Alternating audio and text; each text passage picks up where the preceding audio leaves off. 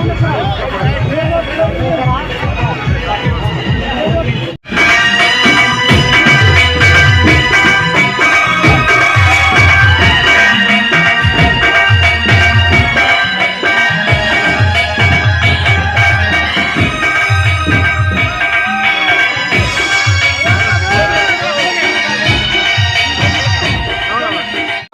क्रमांक 12 भारतीय जनता पार्टीचं या ठिकाणी अतिशय उत्साहात प्रभात रॅली या ठिकाणी निघालेली आहे आणि लोकांचा अतिशय पाठिंबा या ठिकाणी आम्हाला मिळालेला आहे।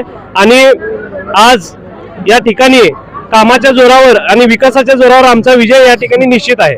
ठिकठिकाणी स्वागत हो बरं, कारण का आमदार देवेंद्र कोटे यांचे एक वर्षभरातलं जे कार्यकाळ आहे, आयटीचं काम असेल, आपले 68 लिंगाचं या ठिकाणी सिद्धरामेश्वरांचं या ठिकाणी जीर्णोद्धाराचं या ठिकाणी दादांनी बजेट आणलं आणि तसंच या ठिकाणी आपले उड्डाणपूल असतील, अजून बरेच विषय आहेत, लाडकी बहीण योजना असेल आणि आमची विकास कामं या जोरावर नागरिकांच्या आशीर्वादाने या ठिकाणी आमचा विजय निश्चित आहे आणि नागरिकांनी पण या ठिकाणी आम्हाला आशीर्वाद देऊन पाठिंबा देत आहेत।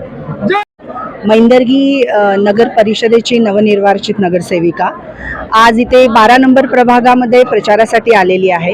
इतका उत्तुंग प्रतिसाद बघून लक्षात येते की जनसामान्याने आणि मतदाराने भारतीय जनता पक्षाला अगदी खऱ्या मनाने स्वीकारलेला आहे आणि त्याचं महत्त्वाचं कारण म्हणजे विकास।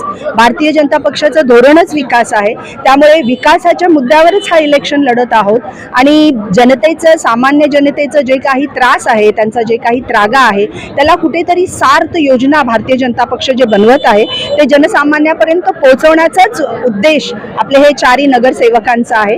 तर मी ते अवश्य नमूद करेन की सोलापूरचे जनता, प्रभाग 12ची जनता भारतीय जनता पक्षाला भरघोस मताधिक्याने विजयी करेल आणि जनसेवा आणि राष्ट्रसेवेची संधी आमचे 4ही नगरसेवकांना देईल। एवढं बोलून मी माझे 2 शब्द संपवतो।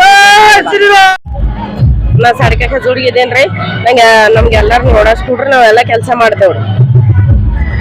क्रमांक 12 येथे सुनील नगर येथून कलावती नगर, आशानगर व सिद्धरामेश्वर विनायक नगर येथील पदयात्रा निघालेली असून नागरिकांची उत्स्फूर्त प्रतिसादाचे मिळत आहे, नागरिकांचे आशीर्वाद मिळत आहे आणि दादांच्या भाजप पक्षाच्या विकास कामाच्या जोरावर आज लोकांचा प्रतिसाद चांगला मिळत आहे। विमान सेवा असू द्या, पाण्याचा प्रश्न असू द्या, IT पार्क असू द्या, दादांच्या शहर मध्यमध्ये दमदार आमदार देवेंद्रदादा कोटे यांच्या माध्यमातून जो विकासाचा गंगा शहर मध्यमध्ये सुरू आहे त्या गंगा विकासाच्या माध्यमातून नागरिकांनी असे उत्स्फूर्त प्रतिसाद देत आहेत।